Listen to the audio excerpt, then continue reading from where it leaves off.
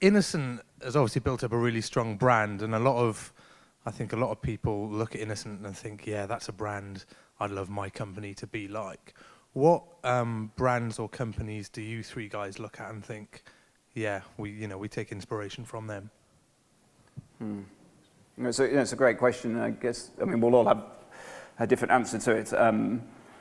I don't think there's any one company that we map to, but we are shameless at trying to sort of filter the world and steal great ideas from absolutely anywhere and everywhere. So that will be from our competition, that will be from other businesses, but it will be from people, institutions, the NGO sector. It's not just about sort of looking in the world of business. But in terms of the companies, I think any business that has an ethical side, like Innocent does, has a debt of honour to Anita Roderick in the Body Shop, because that was the first time a business was on my radar as being something which stood for something beyond the sort of the mere financial. And so I think that's been hugely influential. We set up in the same month, the same year as Google, and over the period we built a business turning over 160 million, they're doing 80 billion. So in some ways they're beating us, but it's not over yet. It's not over yet.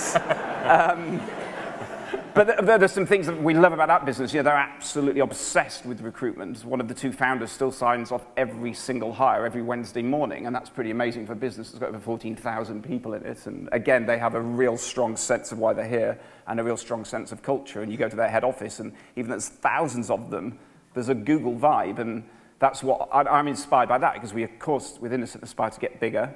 And we aspire to become even more innocent as we get older. And I look at companies like Apple and Nike and Google as they're international, they're huge, and they've kept their culture about themselves as they've got bigger. I used to work at Virgin, and definitely there's elements of that business that's rubbed off here for me. It's the fact that you can do business in a really informal way. You don't have to be suited and booted to do good stuff. And that was very informal atmosphere that I definitely got from there. And I kind of like the idea that you can be in one industry and then think, oh, I'm in airlines. Why don't I do colas? Why don't I do cinemas? There's just a real belief in just go and do it. And I actually think that's really, really exciting. So definitely got sort of the entrepreneurial thing from there, probably. John, do you have a favourite, John? No, we just sort of cherry pick from any business that you see, any little idea, and often it's the little bits that you see in another business that you admire and you bring into your own business, and then flourishes into something that becomes much bigger and more important for you. But the idea could have been seeded somewhere else. So it's just keeping your eyes open and listening to what people say, and everybody gives you some little spark.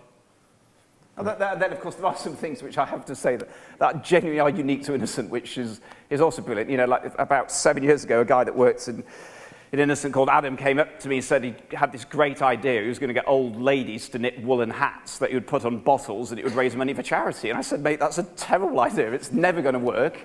And he said, well, can I do it anyway? And I said, well, yeah, because it's going to fail. So if you want to go for it. And he made me just commit that we would give 50p per hat. I'm like, yeah, no problem, because you're not going to get any hats knitted, are you? And then this year, in its 8th year, it's in every market all across in Europe. They're even advertising on the television. We're doing over 1 million hats. I mean, it's just gone from 3,000 hats in its first year to over 1 million. So it's just been, and I have to say, I think we are genuinely the only company in the world right now that uses little mini hand-knitted hats to sell its products.